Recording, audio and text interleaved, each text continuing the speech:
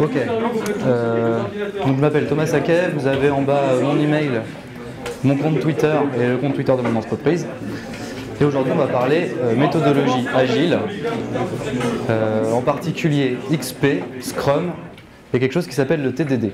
On verra tout à l'heure ce que c'est. Donc je vous laisse lire un petit peu le sommaire. On va commencer par parler d'Agile en général, du manifeste Agile. Ensuite, on verra XP, Scrum, TDD.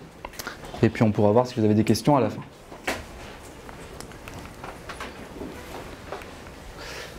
Qui suis-je? J'ai commencé par faire mes études à l'UTT.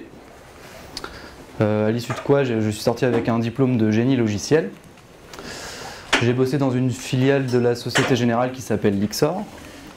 Puis dans l'industrie, dans une filiale qui est aujourd'hui une filiale d'Airbus qui s'appelle Signalis. Moi, c'était un truc qui me... Bon, à l'UTT, j'avais fait beaucoup d'associatifs, j'avais trouvé ça top, et l'ambiance du travail, que ce soit à la Société Générale ou chez Airbus, ça ne m'a pas spécialement convenu. Donc j'ai décidé de monter ma boîte. Ma boîte s'appelle Icos, là, partout là. Et chez Icos, on développe des logiciels. Quand on a commencé Icos, on était 3. Et on voulait développer des softs assez conséquents. Donc pour ça, on a dû apprendre à travailler efficacement, on a dû s'outiller, et on a dû travailler autour de plein de méthodes, en particulier autour des méthodes agiles. C'est un peu ce qui explique ma présence aujourd'hui. Donc l'agile, de manière générale, qu'est-ce que c'est ? Ce sont un ensemble de méthodes dont les principes sont d'être itératives, incrémentales, adaptatives, et dont les objectifs sont d'atteindre une haute qualité et de tenir compte de l'évolution constante des besoins des clients. Un client, ça a une idée au départ, et au fur et à mesure que le développement avance, il change d'idée. L'idée, c'est de prendre en compte ces changements.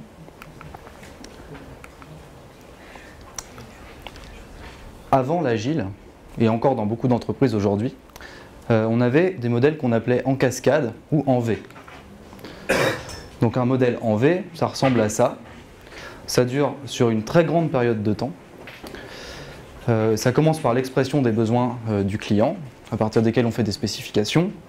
On commence à concevoir le logiciel. À un moment donné, on le réalise. Et ensuite, s'en suivent toute une série de tests. Et au bout d'un moment, on livre au client et on effectue de la maintenance. Le problème qu'on rencontre souvent arrivé ici,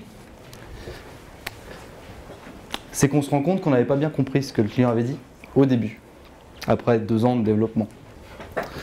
Donc ça pose pas mal de problèmes et ça coûte extrêmement cher. Donc l'idée avec l'agile, c'est de venir casser ce modèle et proposer autre chose qui permet de s'adapter en continu aux besoins du client. Alors il y en a plein des méthodes agiles. Il y en a encore beaucoup plus que ça. Je ne vais absolument pas les détailler, on va aujourd'hui s'attarder uniquement sur les 2 premières, la méthode XP et le Scrum.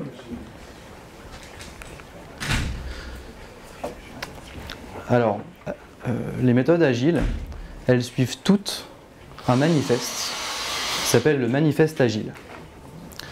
Le manifeste agile, il dit 4 choses. Il dit qu'on privilégie les individus et leurs interactions plutôt que les processus et les outils. Il dit que l'idée c'est de produire des logiciels opérationnels plutôt qu'une documentation exhaustive. L'idée c'est de favoriser la collaboration avec les clients plutôt que le respect d'un contrat. Et bien sûr, s'adapter aux changements plutôt que de suivre un plan préétabli. Donc la priorité est toujours de satisfaire le client. Donc il faut livrer tôt et régulièrement. Le plus tôt on livre, le plus tôt on sait ce qui ne va pas et on peut s'adapter. Livrer des logiciels utiles, si ça ne correspond pas aux besoins du client, on a travaillé pour rien. D'accepter les changements en cours de route, parce que on change d'avis en cours de route, même quand c'est son propre logiciel, on se rend compte qu'on avait fait un mauvais choix, on change d'avis, donc il faut faire changer son code, même tard dans le développement. Et donc, je reprends un petit peu ce que j'ai dit au début, il faut livrer régulièrement une application fonctionnelle sur la période la plus courte possible. Alors on va tout de suite rentrer un petit peu plus dans le vif du sujet avec la méthode XP. Qu'est-ce que ça veut dire XP? Ça vient de l'anglais, c'est Extreme Programming. Il y a un livre qui s'appelle Extreme Programming Explained qui explique que c'est une tentative de réconcilier l'humain avec la productivité, que c'est une voie d'amélioration, que c'est un style de développement, que c'est une discipline de développement d'applications informatiques et dont l'objectif principal est de réduire le coût des changements. Quels sont les principes de la méthode XP? Le premier principe, c'est une communication permanente dans l'équipe. C'est-à-dire qu'en gros, on est tout le temps en train d'échanger sur les idées, sur les choses à faire, de manière verbale. Et ça se passe dans une équipe qui est colocalisée. C'est-à-dire qu'on ne travaille pas avec un mec à Taïwan, un mec je ne sais pas où. C'est des gens dans la même pièce, une équipe XP. La deuxième chose, c'est le principe KISS. Peut-être que quelqu'un a déjà entendu parler de ça. Je ne sais pas, quelqu'un, ça dit quelque chose à quelqu'un, principe KISS. Donc KISS, Keep it simple, stupid. L'idée, c'est qu'on doit toujours faire la chose la plus simple possible. C'est très facile de faire compliqué. C'est très compliqué de faire simple. Il faut faire simple, toujours. Un autre des principes, c'est d'avoir des feedbacks. Comment on fait pour avoir des feedbacks? On fait des tests, ça permet de savoir ce qui se passe dans l'application. Et aussi, on fait souvent des revues fréquentes avec le client. Alors quand je dis le client, c'est la personne qui a demandé le développement. Si c'est dans un groupe, dans un travail scolaire, et que c'est votre propre projet, c'est vous le client. Enfin, vous êtes au courant de ce que vous voulez et vous êtes censé faire fréquemment des points pour regarder si vous allez bien dans le sens que vous aviez défini au début. Il faut un peu de courage, parce que on tombe sur des problèmes, il ne faut pas les laisser de côté en se disant « bon, on verra plus tard », parce qu'il ne va pas se résoudre tout seul. Il faut appliquer tous les principes que je dis là, ça c'est pas toujours facile. Et il faut être capable de jeter son code quand on se rend compte qu'il est mauvais et que ça ne convient pas. Donc il faut être capable à un moment de dire « là on a été dans la mauvaise direction, ça fait 3 semaines qu'on bosse sur ce truc, on n'a pas réussi ce qu'on voulait, on s'est rendu compte qu'on s'est trompé, il faut recommencer, on jette tout. » Alors un des principes clés d'XP, c'est le pair programming. Le pair programming, je vais revenir un tout petit peu plus après, mais ça veut dire qu'on travaille en binôme. Ça permet d'avoir des revues de code permanentes, puisqu'on est tout le temps en train de regarder ce que fait l'autre, en train de surveiller ce qu'il fait, et qu'il n'est pas en train de partir dans une direction étonnante. Ça permet de partager les idées entre les différentes personnes et les bonnes pratiques, parce que dans un groupe, il y a toujours des gens qui ont déjà entendu parler de quelque chose, mais ils ne l'expliquent pas forcément aux autres. Voilà, en travaillant ensemble, on est bien obligé. Et le partage des compétences. Le planning poker. Est-ce que quelqu'un sait ce que c'est que le planning poker? Personne? Le planning poker, c'est un petit jeu qu'on fait à un moment où on souhaite estimer la difficulté et la complexité d'une tâche qui est à développer. En gros, l'équipe se réunit et on décide d'une échelle. Ça peut être entre 0 et 10. Et chacun va estimer le coût de développement de la tâche en question sur cette échelle, sans le montrer aux autres. Une fois que tout le monde a fait son choix, on regarde ce que les gens ont dit, et on demande à la personne qui a donné le chiffre le plus faible et à la personne qui a donné le chiffre le plus fort de s'expliquer. Et ensuite on recommence, jusqu'à ce qu'on arrive à converger sur une difficulté. Ça permet de vraiment estimer correctement la difficulté des choses qui sont à développer. Alors le principe, c'est que tout le monde travaille sur tout le code. Donc on travaille en pair et on change régulièrement de sujet. Ce qui fait que chaque personne passe à un moment donné ou un autre sur toutes les parties du code. Ça permet de s'assurer qu'on respecte les règles de codage. Ça permet de s'assurer qu'on respecte les conventions de nommage. Et ça permet de vérifier qu'on utilise bien certains patterns qu'on a pu définir au début. Et comme le pair programming, ça permet un refactoring permanent du code. Alors si vous avez des questions sur les différents termes que j'utilise, vous pouvez les poser. Refactoring, je vais revenir dessus un peu plus loin. Et l'idée, c'est que le client doit être sur place et à défaut d'être sur place, doit venir contrôler fréquemment le travail qui est fait. Encore quelques principes. La méthode XP, c'est des tests en continu, des tests unitaires, de l'intégration continue pour vérifier que les tests passent bien, et du TDD, donc Test Driven Development, sur lequel on finira la présentation. Et bien sûr de faire des recettes régulières, toujours avec le client, pour voir que ça se passe bien. C'est une méthode agile, donc on part sur de la conception simple et incrémentale, des petites livraisons, avec des cycles de développement le plus petit possible, et du respect. Ça, c'est super important. Dans une équipe, il y a des gens qui ont différents niveaux d'expérience. L'idée, c'est de ne pas laisser les gens qui en ont moins dans un coin. Tout le monde doit bosser, et tout le monde doit profiter de l'expérience des autres pour avancer. Ça, c'était les différents principes de la méthode XP. Ensuite, je vais vous donner une petite notion de temps. En gros, lorsqu'on travaille en XP, il y a différentes choses qui se passent. Est-ce que vous arrivez à lire au fond? Ou est-ce qu'il faut que je lise ce qu'il y a sur la présentation? Non, c'est plutôt non. Ok. Donc, hey, j'ai un truc comme ça. Tout en bas, on a le code. Quand on est en train de programmer en binôme, on est à ce niveau-là, ça se passe sur une échelle de temps en secondes. C'est de l'instantané.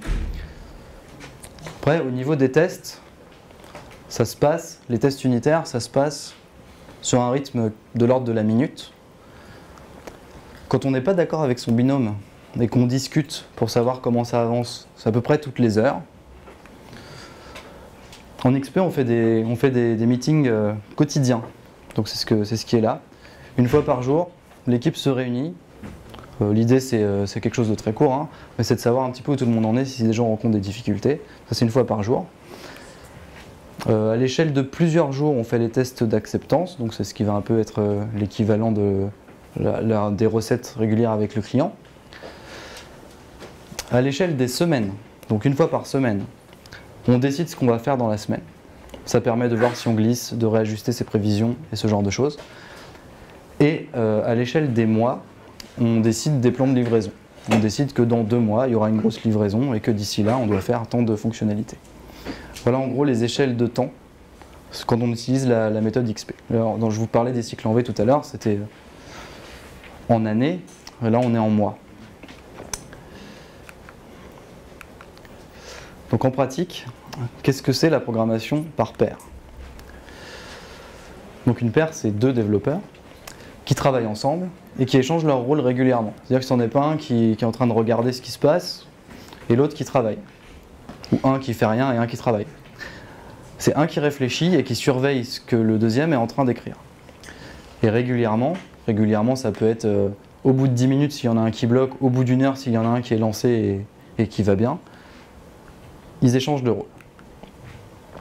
Les binômes entre eux changent souvent, on n'est pas toujours avec la même personne. L'idée, c'est de favoriser des pairs, soit expert débutant, qui va permettre à l'expert de partager ses connaissances avec le débutant, ou débutants qui vont pouvoir construire et apprendre ensemble. Je vous ai dit qu'on faisait des réunions au quotidien. C'est dans ces réunions qu'on décide les binômes de la journée. Et au bout de chaque demi-journée, on évalue si c'est pertinent de continuer en binôme ou pas. Parce qu'on peut se dire aujourd'hui ça ne fonctionne pas, on peut se dire voilà, enfin, on sait au bout d'un moment on sait un petit peu comment les gens travaillent les uns avec les autres et on peut remettre en cause son binôme au bout d'une demi-journée. Donc j'ai dit qu'il fallait faire des tests. Donc l'idée en XP, c'est pas uniquement de faire des tests, c'est de piloter le développement par les tests. Comme j'expliquerai beaucoup plus ça en détail tout à l'heure. Le but c'est d'établir un contrat fonctionnel. Donc on veut savoir comment fonctionne le soft à la fin. Et une fois qu'on a fait ça, on peut développer. Si on commence par développer, à peu près 9 fois sur 10, on va dans le mur. Et pour vérifier que... Parce que c'est bien de faire des tests, mais il faut les passer régulièrement. Donc il faut pratiquer l'intégration continue. Ce qui permet un contrôle continu de la qualité. Et ça garantit que les développements ne détériorent pas le produit au fur et à mesure qu'on les fait. Est-ce que vous avez des questions sur la méthode XP? Parce qu'ensuite, on va passer sur du Scrum. Est-ce que certains d'entre vous l'ont déjà fait?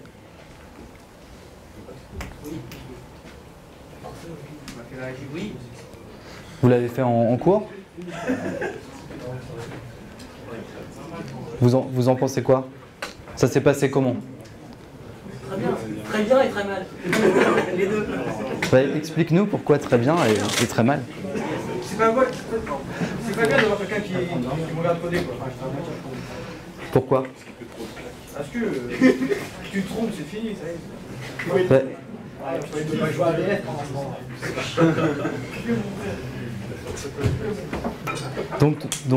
Mais ça veut dire qu'il était passif, il était juste là pour se moquer de toi. C'est pas ça l'idée. Non, il corrigeait, mais... Ouais, du coup ça avance mieux, tu fais moins de fautes. Ah, même si c'est ça d'avoir quelqu'un qui te regarde coder toi-même. Tout seul dans ton coin, c'est mieux. Et vous échangiez beaucoup votre poste. Ah ouais. Comment? Est-ce que vous échangiez? Ah oui, non, en soi c'était bien, mais... Et quand t'étais de l'autre côté, ça se passait comment? Quand c'est toi qui regardes? Ça n'a rien à dire.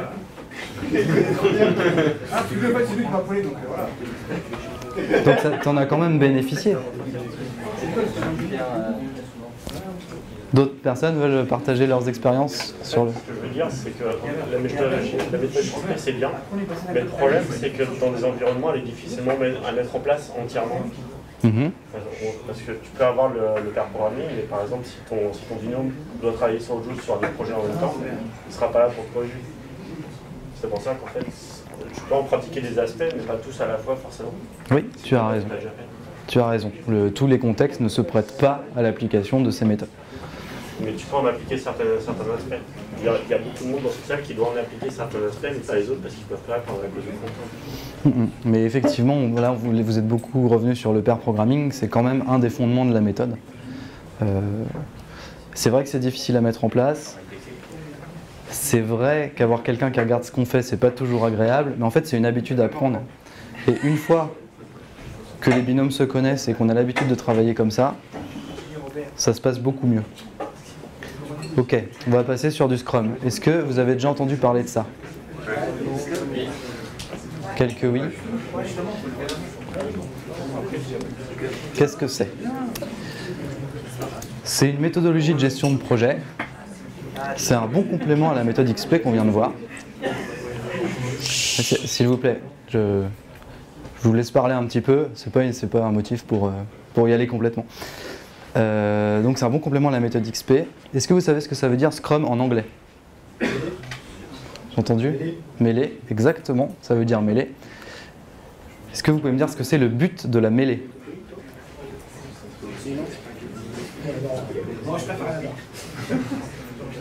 À quoi ça sert une mêlée en rugby?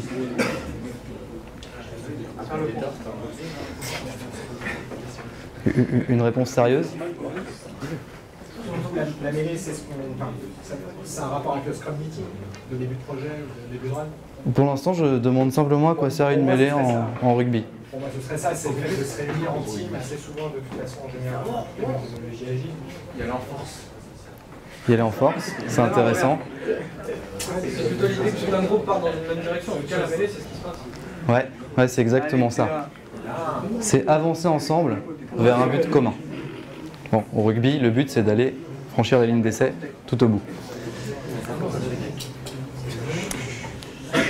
Quels sont les objectifs de cette méthode? Donc on est toujours en agile, c'est toujours d'avoir des cycles itératifs. Alors en Scrum, les cycles, ça s'appelle des sprints et ça dure entre 2 et 4 semaines suivant les projets, suivant les gens, suivant les équipes. C'est pas figé au cours d'un même projet, on peut avoir un sprint de 2 semaines, puis un sprint de 4 semaines, ça va dépendre du temps qu'on a, des choses à livrer, des exigences du client, plein de choses. Il faut, quand on part en Scrum, il faut s'assurer de la participation du client. Quand je dis client, ça va être l'utilisateur, ça va être la personne à qui est destiné le logiciel qu'on est en train de développer. S'il ne participe pas, on ne fait pas du Scrum.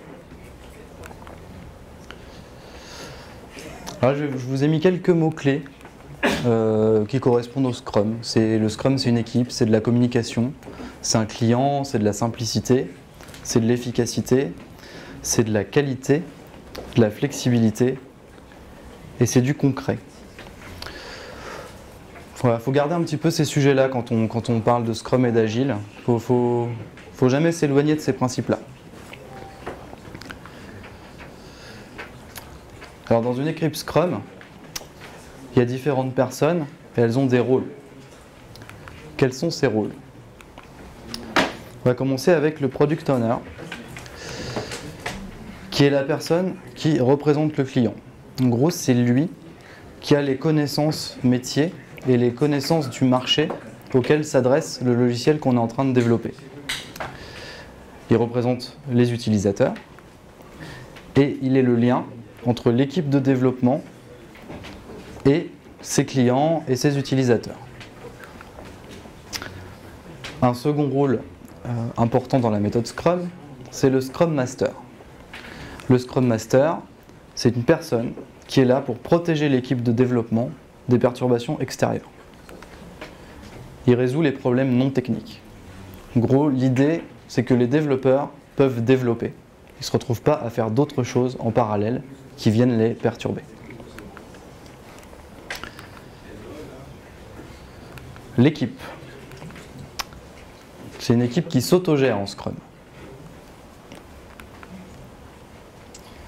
Et elle communique avec le Product Owner pour déterminer les sujets sur lesquels elle doit travailler. Un dernier rôle qui peut sembler étonnant de prime abord, ce qu'on appelle les stakeholders, ce sont des intervenants. Ce sont des gens qui ont besoin, envie d'avoir une vision sur le travail effectué, mais qui ne travaillent pas dans l'équipe. Il y a des gens comme ça va être les sponsors, donc les gens qui donnent de l'argent. Ça va être la direction d'une entreprise qui attend des résultats. Des experts qui peuvent donner leur avis sans participer. Voilà, ce sont des gens qu'il ne faut pas négliger quand on travaille sur un projet, parce qu'ils peuvent changer le cours du projet sur une simple décision.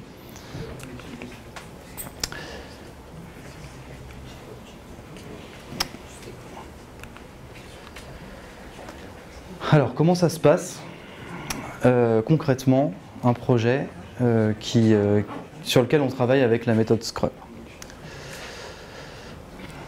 Alors, on a un Product Owner qui définit le backlog du produit. Le backlog du produit, c'est l'ensemble des fonctionnalités qu'on veut trouver dans le produit à terme.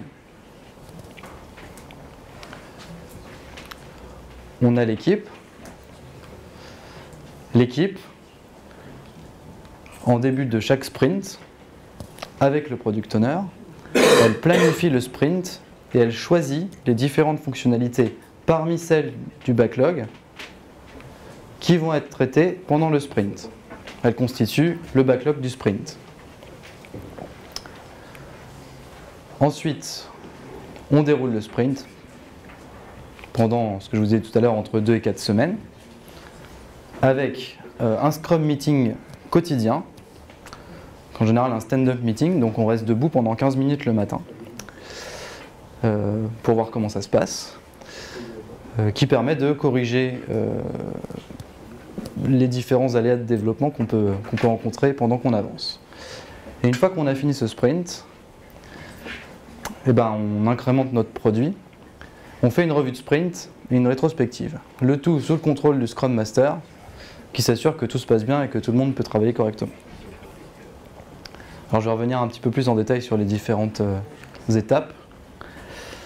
Alors en gros, sur un projet complet, on le décompose en livraison, donc en release, qui sont elles-mêmes décomposées en sprint.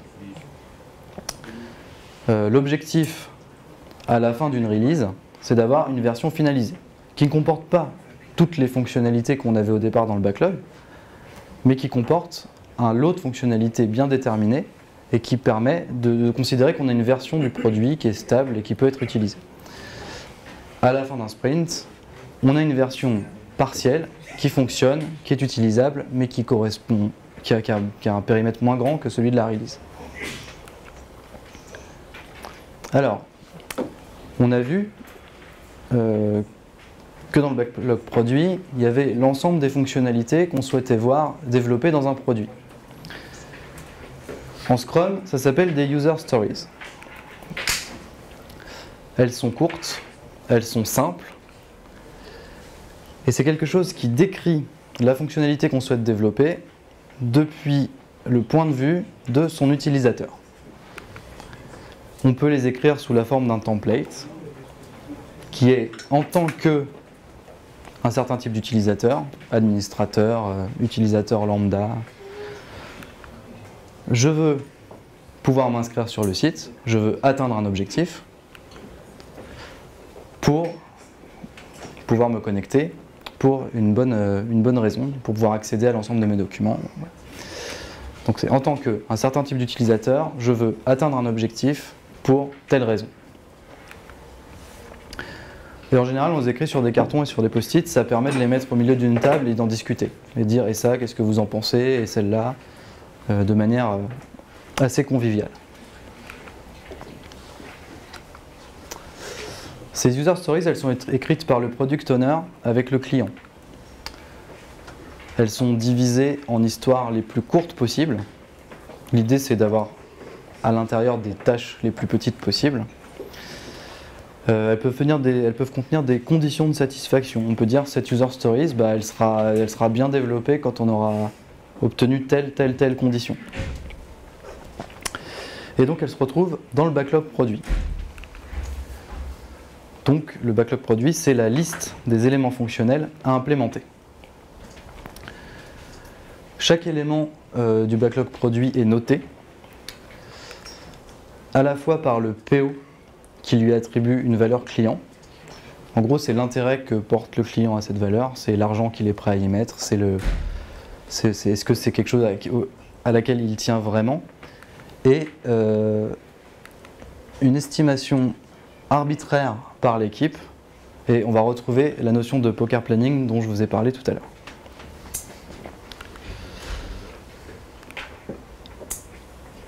Le backlog produit. Donc il est constitué par le PO, il met des user stories dedans, et pendant tout le temps du développement, il peut les réordonner, il peut en ajouter, et il peut en supprimer en fonction des demandes et des évolutions des besoins du client. Il est composé après concertation avec les gens qui vont se servir de l'application, les utilisateurs, le client, celui qui paye pour avoir l'application, et les différentes parties prenantes qui peuvent intervenir autour du sujet. Un backlog produit, ça ressemble à ça. Donc là, vous voyez une liste d'histoires. Donc là, pour les gens qui sont au fond, c'est en tant qu'utilisateur non autorisé, je veux pouvoir me connecter. En tant qu'utilisateur non autorisé, je veux pouvoir me déconnecter. Je veux créer un script qui permet de nettoyer la base de données. Bon, il y a toute une série de choses comme ça. Et à chaque fois, on a une estimation. La valeur la plus petite est 1 et la valeur la plus grande est 8. Et une priorité. Ça permet de savoir combien coûte chaque fonctionnalité. Donc ça, c'est l'estimation. Et est-ce qu'on a envie de la développer rapidement ou pas? C'est la priorité.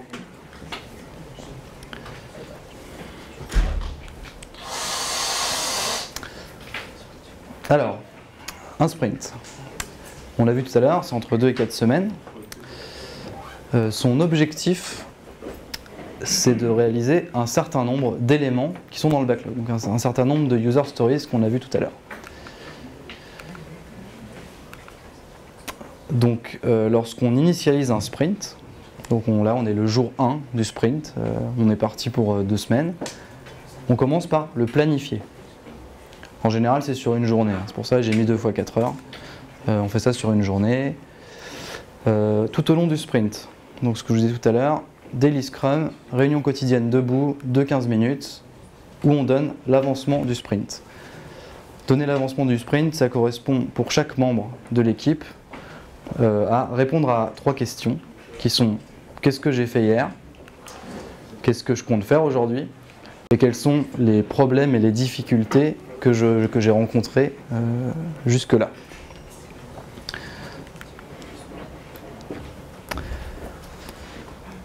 Une fois qu'on a extrait les user stories qu'on souhaite réaliser dans le sprint, on constitue un backlog de sprint.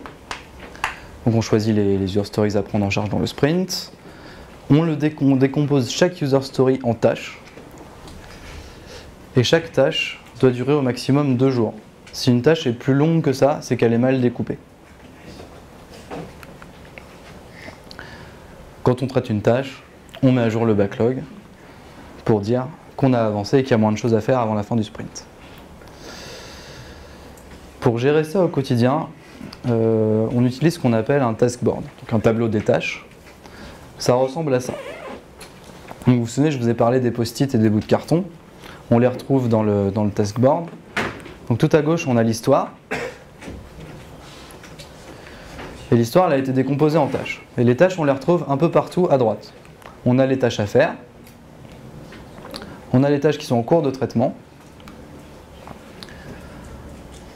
On a les tâches qui ont été codées mais qui n'ont pas été testées. Et on a l'ensemble des tâches qui ont été effectuées.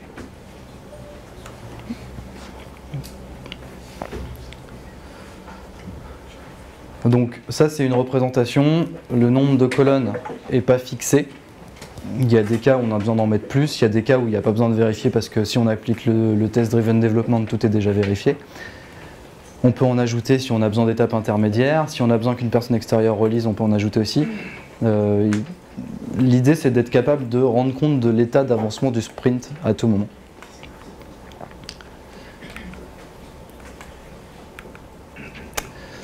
Et donc un backlog de sprint, ça ressemble à ça. Donc on retrouve à gauche la user story, découpée en tâches. Et ensuite, on a l'estimation ici en heures de travail qui reste à faire. Donc c'est censé diminuer, normalement, au fur et à mesure du temps pour arriver à 0. Et là, on voit, par exemple sur cette ligne-là, qu'on avait 8 le premier jour, que c'est monté à 16 le deuxième. Là, ça veut dire qu'au Daily Scrum le lendemain matin, le mec qui était en train de coder ça, il a dit « je m'en sors pas, c'est beaucoup plus compliqué que ce qu'on avait dit, j'ai pas réussi, il va falloir beaucoup plus de temps ». Donc c'est un tableau qui s'adapte au fur et à mesure des développements. Et qui donne un diagramme, je pensais voir s'afficher là, voilà, qui rend compte des heures qui restent au fur et à mesure que les jours passent dans le sprint. Donc ça représente ce qui reste à faire, et c'est un outil pour le product owner pour ajuster le sprint en enlevant des user stories, en ajoutant des user stories, en changeant l'ordre dans lequel on les fait. Est-ce que vous pouvez me dire ce que vous inspire ce diagramme-là? Qu'est-ce qui se passe d'après vous?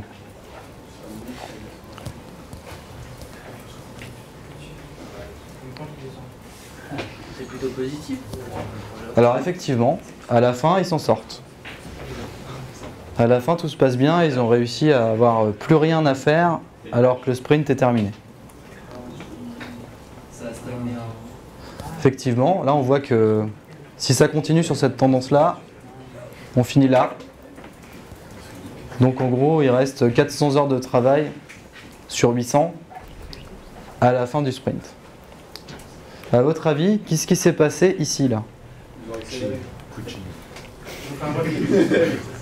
Ils pouvaient ajouter des membres à la réunion. Ah, pas bête, ça, ouais. Ils ont modifié les tasks. Ils ont modifié les rôles, dégagé le client. C'est le client. Ah, ils ont modifié les cours. Alors, Ils ont réévalué des tâches découpées pour en mettre dans d'autres sprints plus tard parce que c'était mal découpé. alors, il y a un peu de tout ça, mais la chose principale qui s'est passée, c'est que le product owner, il dessinait son diagramme tous les jours là.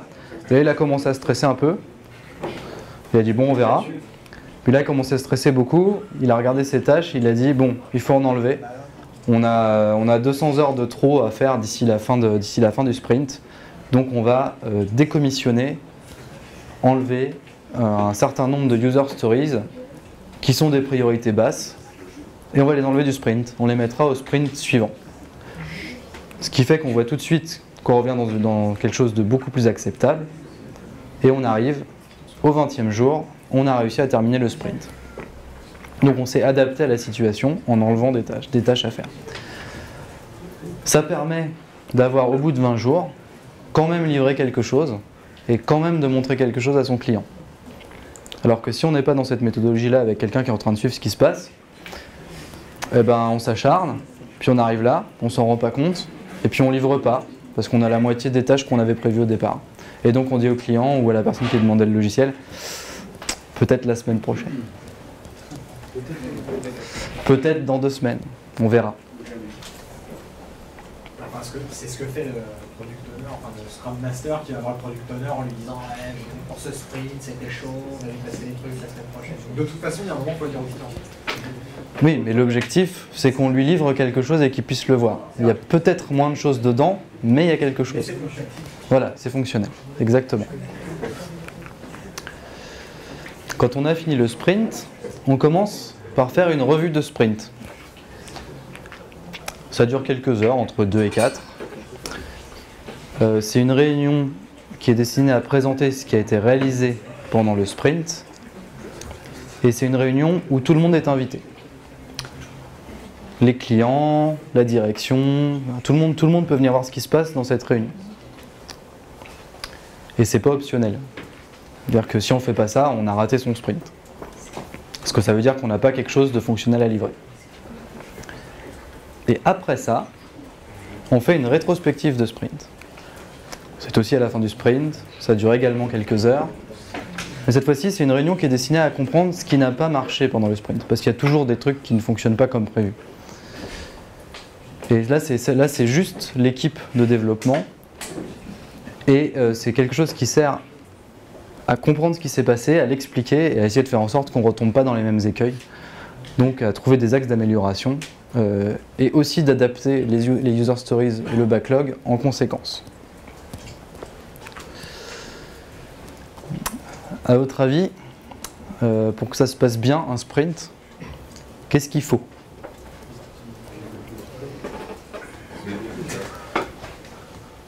Ce sont des choses assez simples que j'attends.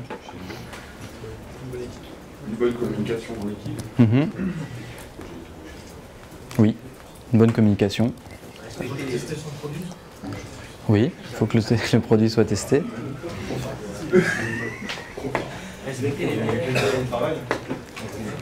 Les conditions de travail. Ouais, Un max bien en fait. ouais, il faut être bien.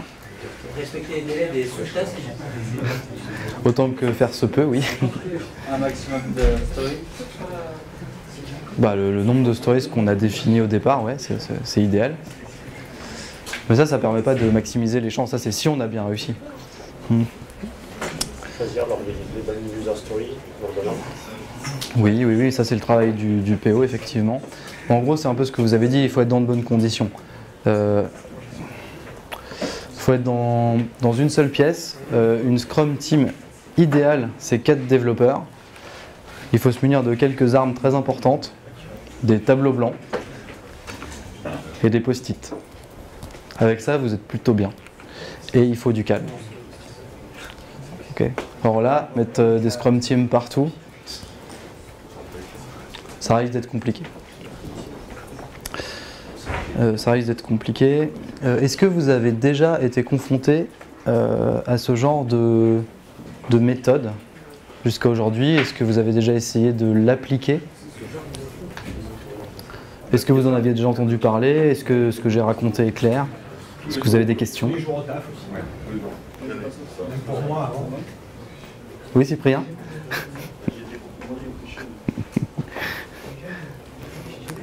Donc il y a des gens là dans la salle qui bossent comme ça dans leur entreprise au quotidien? Donc il y a un pôle d'agilistes par là-bas. Et ça correspond à ce que vous faites au quotidien, ce que j'ai raconté là? Sincèrement non, mais alors j'ai un oui là-bas, un non là. On t'explique, oh mais non, c'est pas comme ça, faut faire ça, ça et ça. Bon, je crois que ça ressemble vachement. Il y a des gens, on fait les 2 réunions, on ne fait pas 2 réunions en fin de sprint, on en fait une seule. Qui en général ne dépasse pas 2 heures. On nous fait, voilà, qu'est-ce qui s'est passé dans ce sprint et pourquoi ça n'a pas marché en général. On ne fait pas 2 fois ça. Pas avec les clients? Non, bah, nous c'est en interne. D'accord. Il y a toujours le product owner qui est directeur qui vient, mais on ne refait pas après une réunion justement entre l'équipe de dev pour voir ce qui s'est passé. Enfin, voir comment améliorer. On fait directement là, vu que le product owner c'est suffisant. Ok, oui, effectivement. Alors, ça sans tableau blanc, les possibles. ah ouais, vous faites comment votre board du coup? Trello. Alors Trello, pour ceux qui n'ont jamais entendu parler de ça, c'est un outil en ligne qui permet de gérer le taskboard que j'ai montré tout à l'heure. Et donc effectivement, ça c'est la théorie. En pratique, il y a souvent des choses qui ne se passent pas tout à fait comme ça, parce qu'on n'a pas forcément un client qui l'a tout le temps, parce qu'on n'est pas forcément 4 dans l'équipe, parce que des fois il y a des choses à faire en dehors du développement et les gens sortent de l'équipe. Donc c'est un objectif à viser. L'idée c'est quand même que si on arrive à respecter un maximum des choses que j'ai expliquées là, normalement on arrive à sortir un produit qui est de bonne qualité et rapidement. Après il faut s'adapter à la vraie vie et aux situations auxquelles vous êtes confrontés. Effectivement, dans ton cas, voilà, il y a des conditions qui font que tout n'est pas possible, mais ça marche très bien quand même. C'est le principe de l'agilité, on s'adapte à notre environnement. On n'a pas non plus tous les outils avec la courbe, avec les heures qui restent. Et ça, si le PO s'en sort sans, c'est très bien. Si à un moment il galère, peut-être qu'il voudra utiliser ce genre d'outils pour avoir une vue sur ce qui se passe. Après, on est peut-être sur un scrum moins strict vu que c'est en interne, on n'a pas un coup près client qui tombe, même si on a des deadlines. Mais sinon, par rapport à Trello, vous l'utilisez? Moi, je l'ai vu tourner, je m'en sers pas au quotidien. C'est intéressant quand il y a des équipes à distance. Quand tout le monde est au même endroit, un bon tableau blanc avec des post-it, c'est quand même sympa. Parce que ça permet, en fait c'est un endroit, le tableau blanc, où les gens se réunissent. On se retrouve, voilà, toute l'équipe devant le tableau blanc à discuter, et ça, est-ce qu'on le fait, et ça, comment. Et ça, c'est un moment d'échange qui est intéressant. Donc, mais effectivement, dès qu'on est sur des sites à distance, avoir un outil comme Trello, c'est très bien. Parce que ça permet de maintenir le Scrum malgré la distance, ce qui ne serait pas possible sans en fait. Parce que le tableau, il faudrait le dupliquer, enfin ça ne marche pas. Et il y a Trello, mais il y a pas mal d'outils qui permettent de faire ça en ligne. Dans Jira, il y a un plugin agile qui est payant, mais qui existe et qui est très bien, et qui permet de faire ça. Ok, est-ce que vous avez d'autres questions sur ça? Je crois que vous avez de la chance, ça a l'air d'être bien parti pour qu'on finisse plus tôt que ce qui était prévu.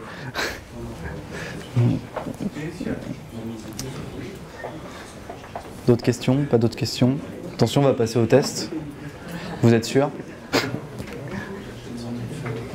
On arrive au TDD. Le TDD, c'est le Test Driven Development. Mais avant de vous parler du TDD, je vais vous expliquer pourquoi c'est intéressant de le faire. Est-ce que vous avez une idée de combien coûtent les corrections en fonction des moments où on détecte les bugs?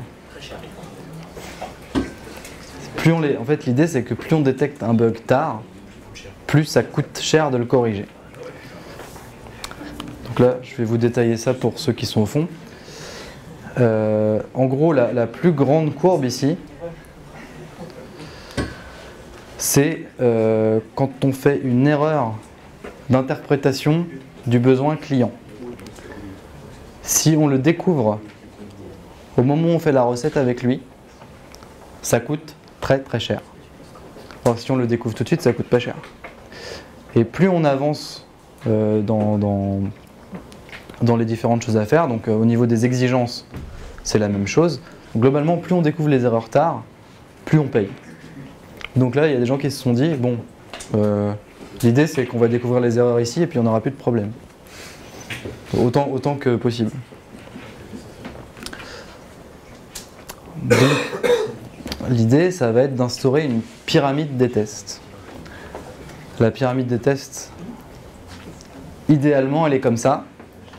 Donc on a les tests unitaires en bas, sur lesquels s'appuient les tests d'intégration et d'acceptance, sur lesquels s'appuient les tests système.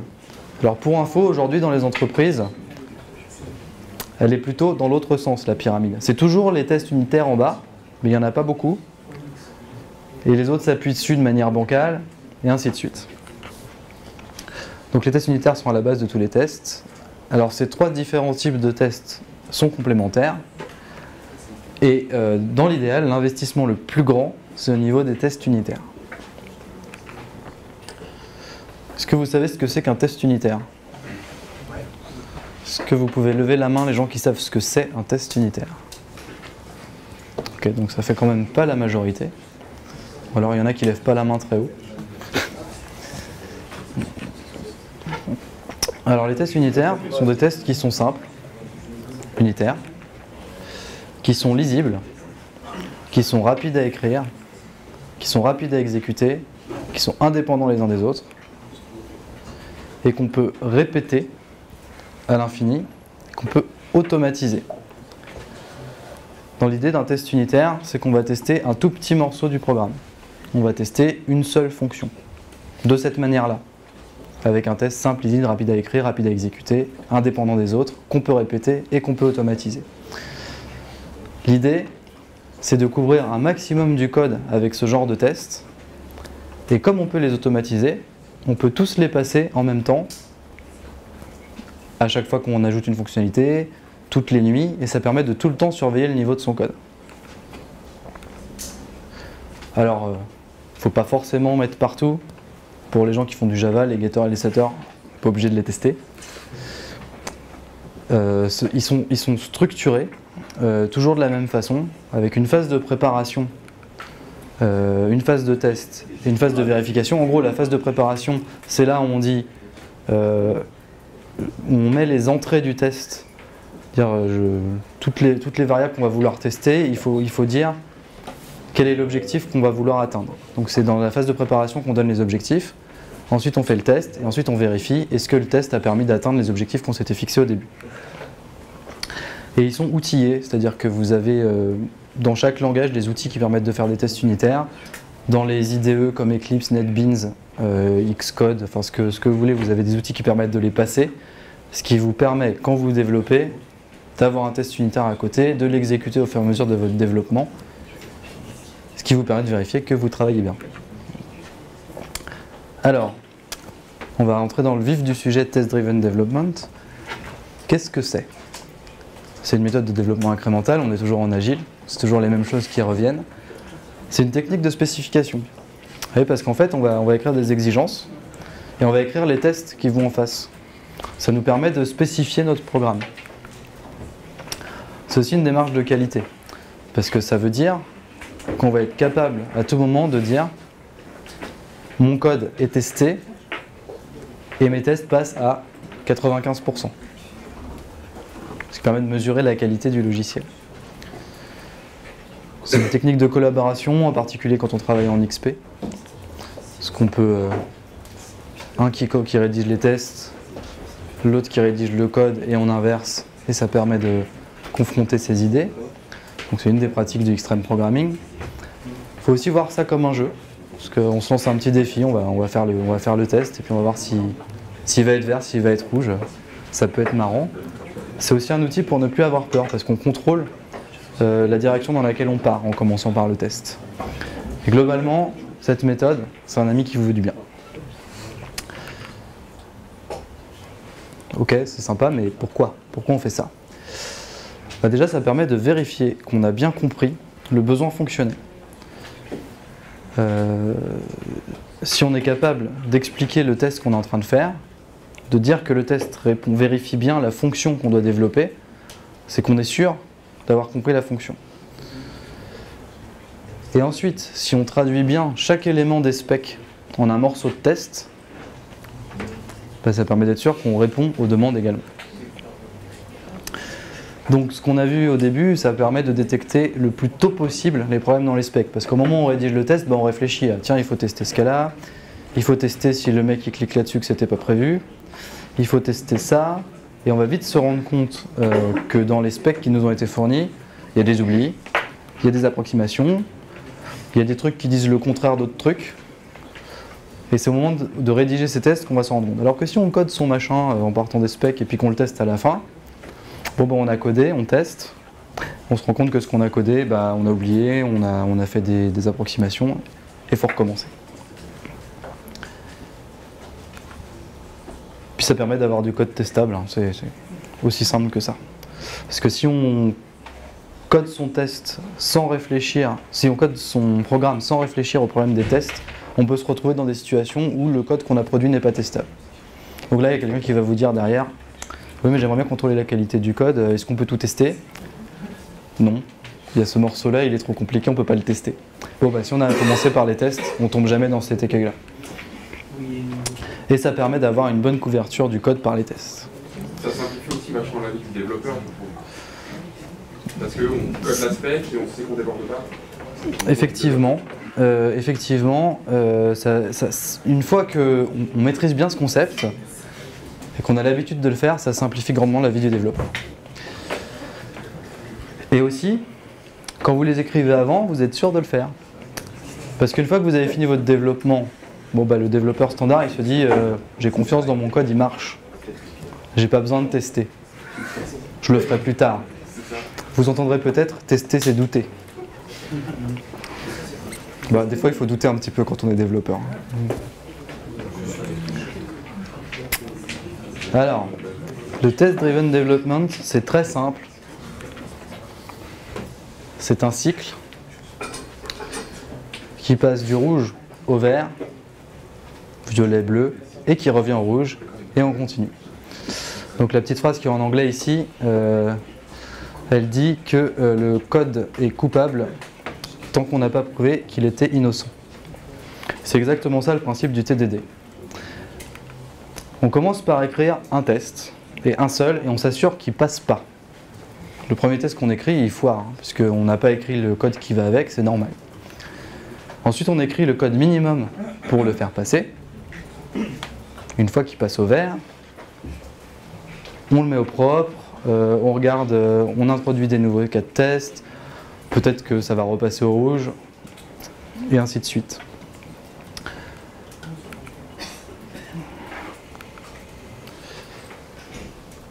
Au départ, on doit décrire le comportement souhaité et écrire le test, s'assurer qu'il échoue. Une petite astuce. Le nom de la méthode du test doit commencer par should.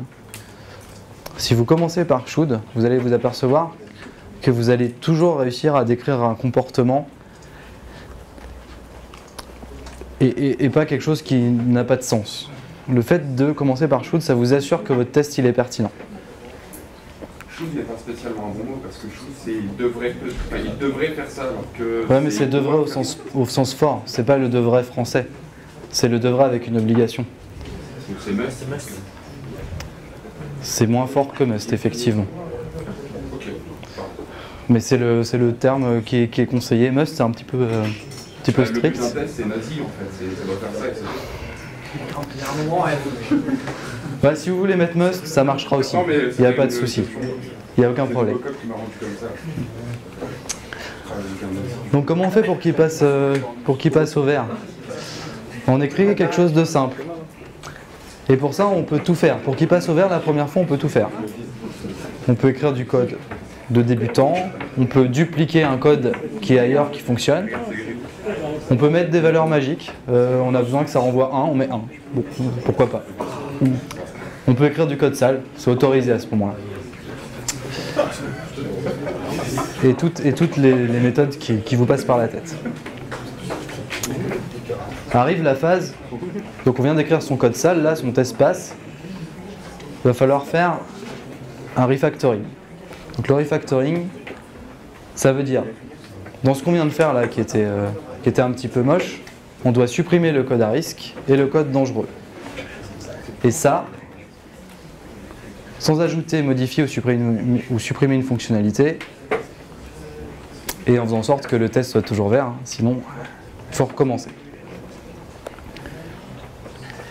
Alors vous allez me dire, il faut supprimer le code dangereux, comment je reconnais le code dangereux? Alors la duplication de code, c'est dangereux, parce que si on veut modifier un code et qu'il est dupliqué, ben on va toujours oublier un endroit. Les valeurs magiques, c'est dangereux, parce qu'à un moment ça ne va pas tomber juste, votre valeur correspondra à rien. Le couplage, donc l'échange d'informations entre plusieurs composants logiciels, c'est quelque chose qui est dangereux. Il faut le minimiser autant que possible. Les morceaux de code qui font 8 écrans de haut. Là, vous pouvez vous dire, j'ai raté quelque chose quelque part. Si vous relisez votre code après 10 minutes ou après une semaine et que vous n'arrivez pas à comprendre ce que vous avez fait, c'est qu'il y a un problème aussi.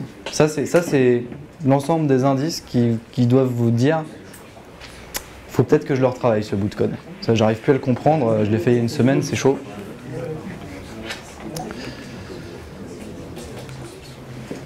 Comment on fait pour le supprimer ce code? Parce qu'on l'a identifié, ok, on n'arrive pas à le relire. Déjà, il faut se documenter.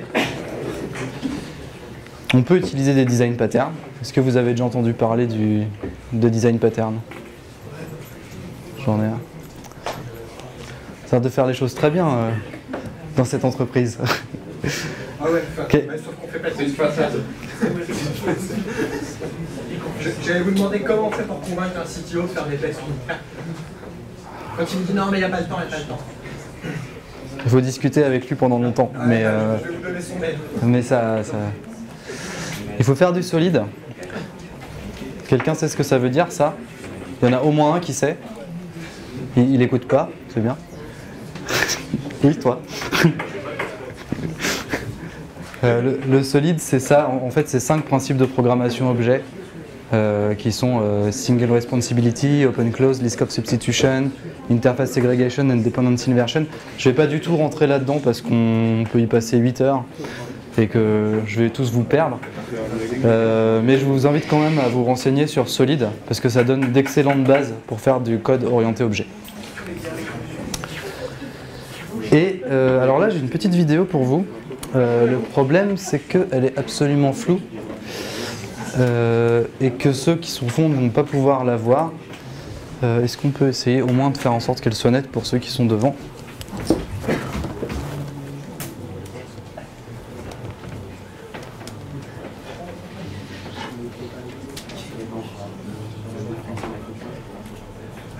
Ok, c'est pas trop mal là. Jusqu'où vous arrivez à lire? Ok. Vous avez internet sur vos PC? Alors, je vais inviter tous ceux qui n'ont pas internet à se rapprocher. Venez avec vos chaises. Et les autres, peut-être vous arrivez à lire ça.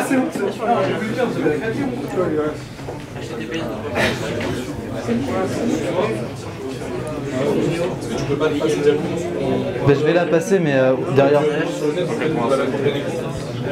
Je ne sais pas si j'ai internet là-dessus. Ben, je sais pas du tout, c'est un PC qui appartient ici, j'ai pas.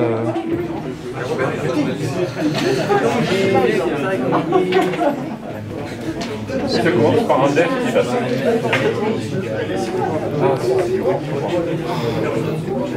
T'as des nettoyeurs dans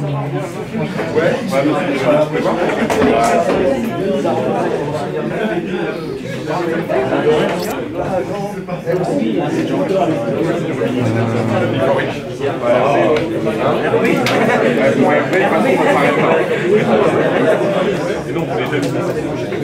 mais c'est la vieille version de respect. Ça a l'air. Mais non, ah merci, merci. Non merde. Quoi? C'est quoi? Est-ce qu'on est des points privés? Du coup. Eh ben, c'est la formation qu'on a quoi là?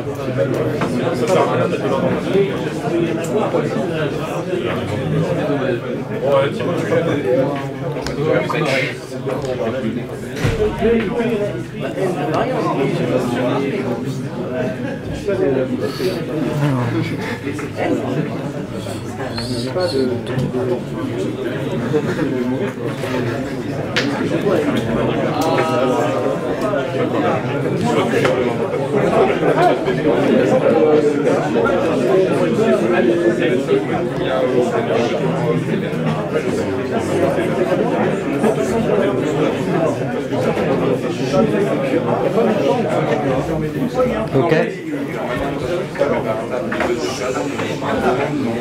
Je vais...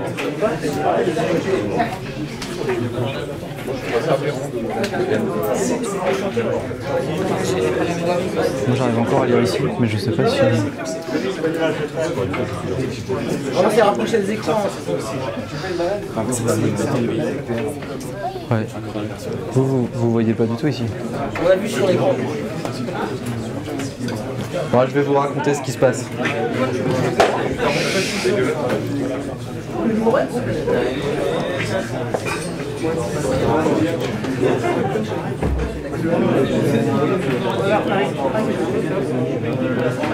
S'il vous plaît, je vais vous raconter ce qui se passe sur la vidéo. Alors, l'objectif du bout de code que vous allez voir, du développement que vous allez voir, c'est de convertir des chiffres romains en nombres arabes. Ok? Et réciproquement. Donc pour ça, dans la partie gauche de l'écran, on a des tests. Et dans la partie droite de l'écran, on a deux fonctions qui sont tout romanes et tout numérales. Et donc ce qui va se passer, c'est que le mec va commencer par faire des tests. Donc pour l'instant ça va pas commencer, il écrit son test et en gros il dit que quand on convertit 1 en chiffre romain, on devrait obtenir I. Il teste son code, ça ne passe pas.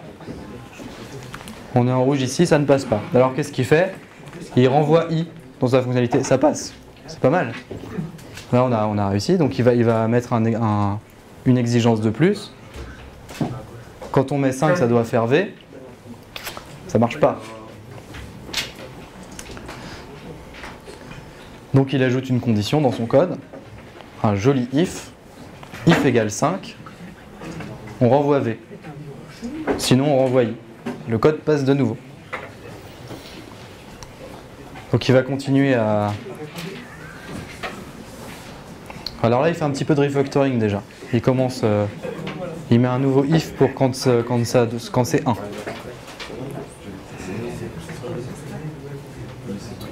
Ça marche toujours. Après le refactoring, ça marche toujours, c'est pas mal. Il ajoute un nouveau test, il essaye de convertir 6.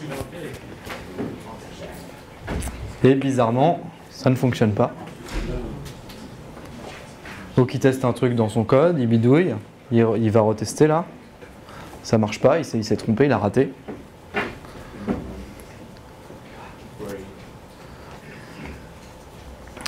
Donc il cherche un petit peu comment faire. Il trouve un nouveau truc. Cette fois-ci, je crois que ça va passer. Non, ça passe toujours pas.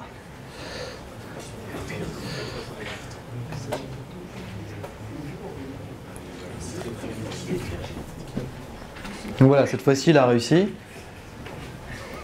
Et il va continuer comme ça.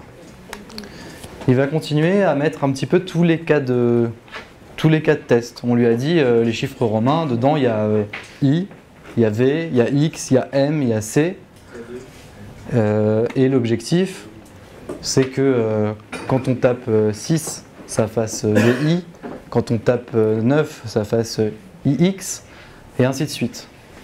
Donc il teste les différents cas au fur et à mesure. À chaque fois qu'il en ajoute un, ça ne marche pas. Donc il fait le développement qui correspond pour que ça passe. Donc on est dans ce qu'on disait tout à l'heure, red, green, refactor. Une fois que ça passe, il essaye de voir s'il peut améliorer son code. Parce que pour l'instant, ce qu'il fait, c'est franchement moche. Bon, du coup, comme je raconte ce qui se passe, je vais accélérer le truc.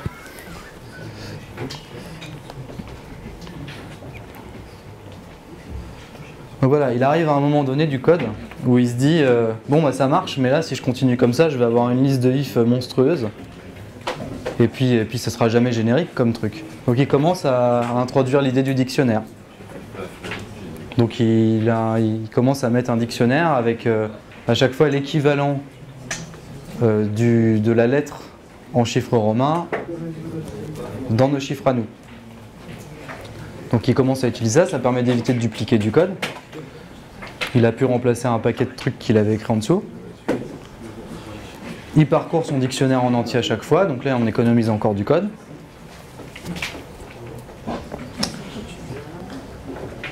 Et à chaque fois qu'il atteint un niveau de refactoring qui lui convient, il introduit un nouveau cas de test qui rate à nouveau. Et donc là, il est en train de mettre le chemin inverse. Donc je vais vous passer ça aussi. Donc là, il fait exactement la même chose dans l'autre sens.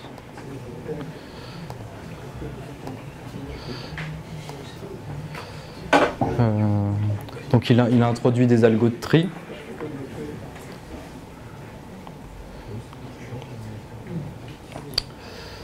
Et donc voilà un petit peu comment ça se passe du développement en TDD.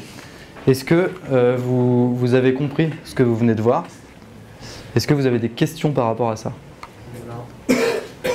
Est-ce que vous vous sentez là, si je vous dis allez, le prochain truc vous le faites en TDD, qui est capable de le faire tout de suite là sans...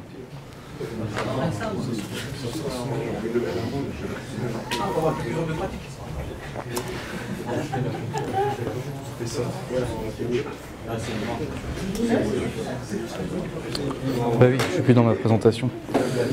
Forcément. Ça marche plus.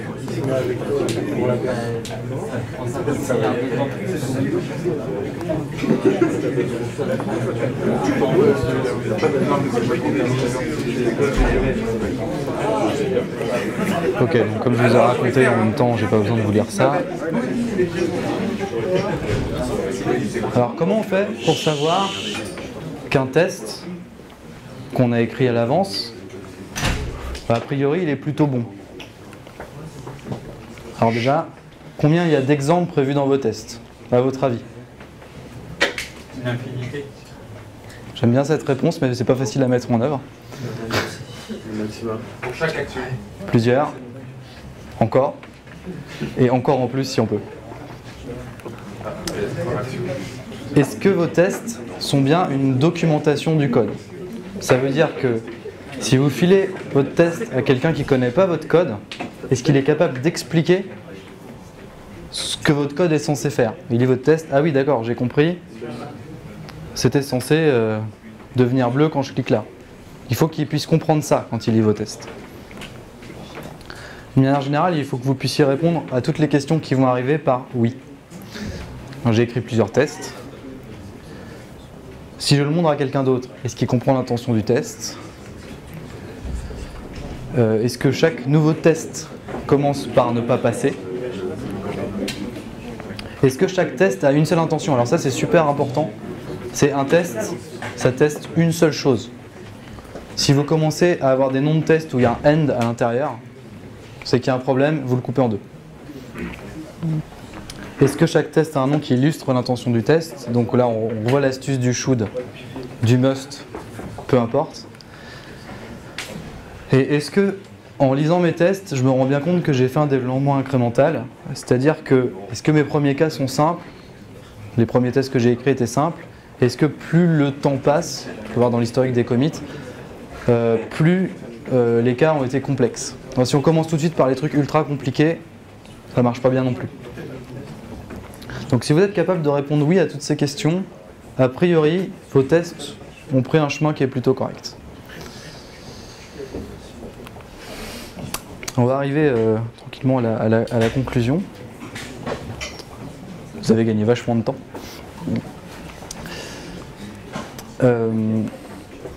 Ça va être très rapide. Ce que je viens de vous montrer là, c'est un échantillon des bonnes pratiques qui existent. C'est pas avec la présentation que vous saurez tout faire. La clé pour arriver à faire ça, c'est d'essayer, de s'entraîner, de discuter, de collaborer avec des gens, de encore discuter et d'acquérir beaucoup d'expérience. C'est plus fort. J'ai rien changé. Donc là c'était une introduction. Je vous invite vraiment à creuser les sujets, alors surtout par rapport au projet qui fait que je suis là aujourd'hui. Donc il est divisé en runs. On peut assez vite se rendre compte que ça correspond à peu près à la durée des sprints. Si vous arrivez à adapter la méthode Scrum et ces différents outils sur vos différents runs, a priori vous réussirez à fournir quelque chose à vos profs et aux intervenants à chaque fois en fin de run qui sera plutôt correct. Je vous invite à utiliser le premier run, à trouver votre sujet rapidement et à commencer à faire un backlog, à commencer à écrire des user stories, justement pour être prêt à dérouler ces sprints, ces runs, une fois que vous aurez vraiment commencé à mettre les mains dans le code.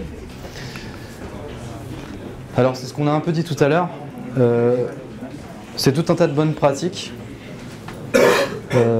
tout ne s'applique pas.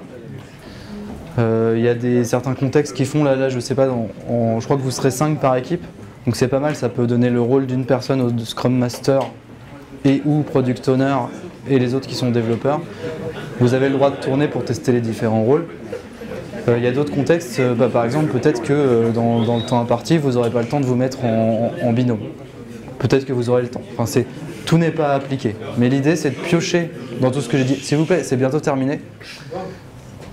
Donc l'idée c'est que vous puissiez piocher parmi tout ce que je vous ai dit aujourd'hui des idées et de les adapter par rapport au projet qui va vous occuper maintenant. Vous avez le droit de regarder d'autres méthodes agiles, vous avez le droit de creuser celle-là. Il n'y a pas de bonne ou de mauvaise façon de faire, c'est vraiment à vous d'adapter, enfin s'il y a des mauvaises façons de faire.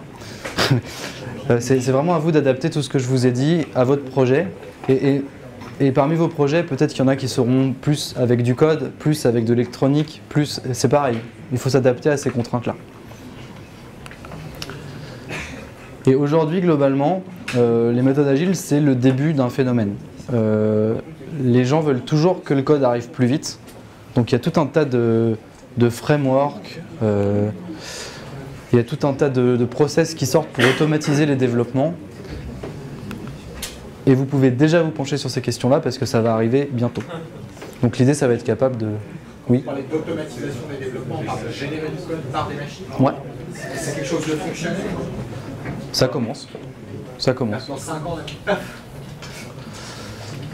Il y aura toujours du code à développer à la main, mais effectivement, on tend vers ça aujourd'hui.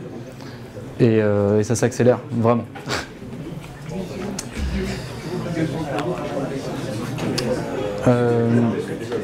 Est-ce que vous avez des questions? Pas entre vous les questions, si possible. Le logiciel qui génère déjà du code rapidement. Alors, chez nous,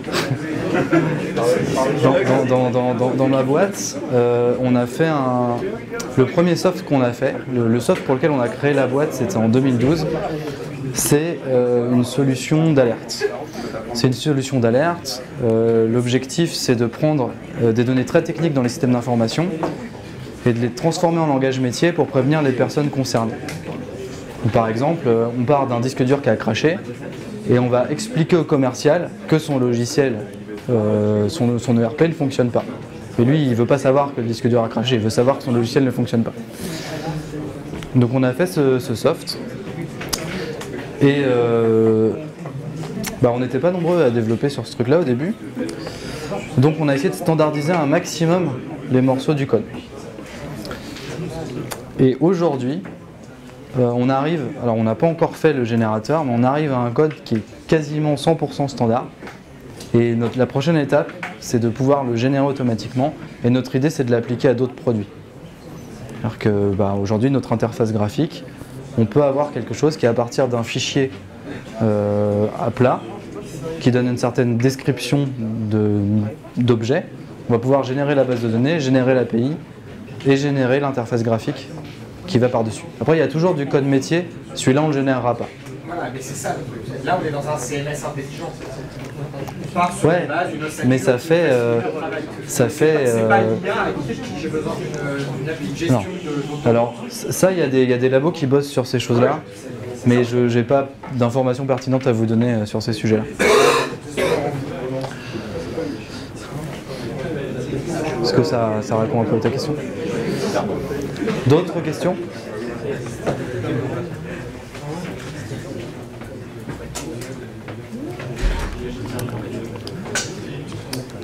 Ah ouais, avant que vous soyez tous plus là, si vous voulez prendre des photos, mettre des messages sur Twitter, n'hésitez pas. Donc, je vais...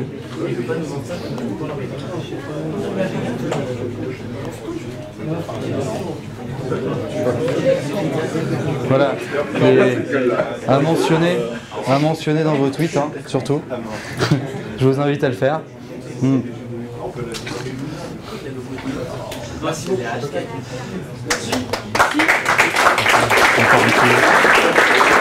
Merci. Attendez. Si vous voulez vous documenter sur tout ce que je viens de dire, je vous donne ces trois liens-là. Le premier et le dernier, c'est des descriptions globales des méthodes agiles. Et ça parle beaucoup de Scrum, mais aussi d'autres choses. Et le deuxième lien, c'est des cartes toutes prêtes pour le planning poker. Et je vous ai dit qu'il fallait vous documenter. Dans le premier lien, là, il y a 6 bouquins. Il y a 6 bouquins qui sont de très très bons livres pour apprendre à coder correctement. Et je vous ai mis 2 trucs en plus. Celui-là, qui va vous expliquer en particulier les aspects solides que j'ai évoqués tout à l'heure. Et si vous vous intéressez au design pattern, ce bouquin-là est vraiment très bien foutu.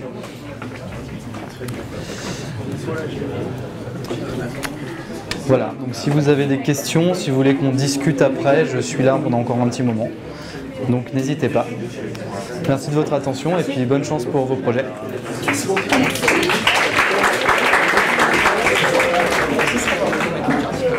Je vais vous filer les